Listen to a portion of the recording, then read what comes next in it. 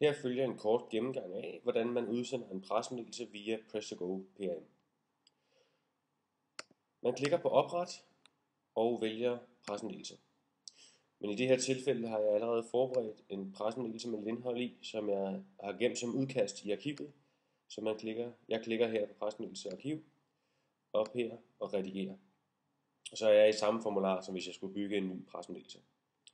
Jeg vil lige flytte lidt på mit vindue her, sådan at vi kan se resultatet samtidig med bygger pressemeddelelsen.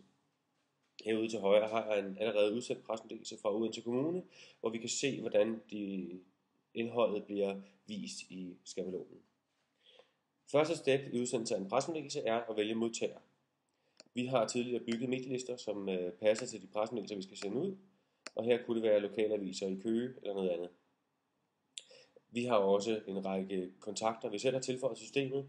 Det kan være ledelsen i vores virksomhed, det kan være kollegaer i vores afdeling, det kan være samarbejdspartnere, hvilke som helst interessenter, som er relevante, kan man putte på her. Når vi kører formularen hernedad, kan vi selvfølgelig vælge sprog. I det her tilfælde holder vi den på dansk. Vi kan vælge at udsætte udsendelsestidspunktet til en given dato og tidspunkt i fremtiden. I det her tilfælde vil jeg holde den på direkte udsendelse. Og så kommer vi til den reelle pressemeddelelse. Første step er at vælge, om vi skal have logo på eller ej.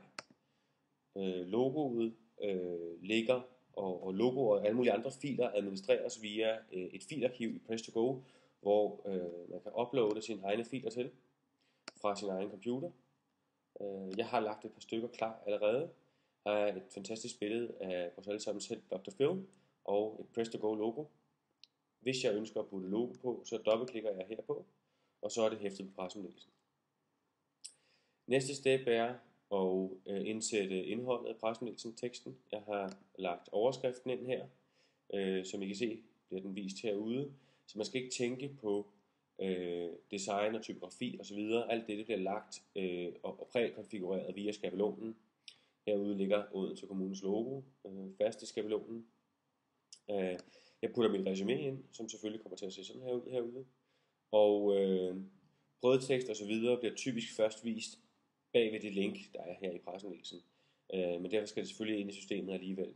Og I kan konfigurere mellemrubrikker og så videre via den her værktøjslinje.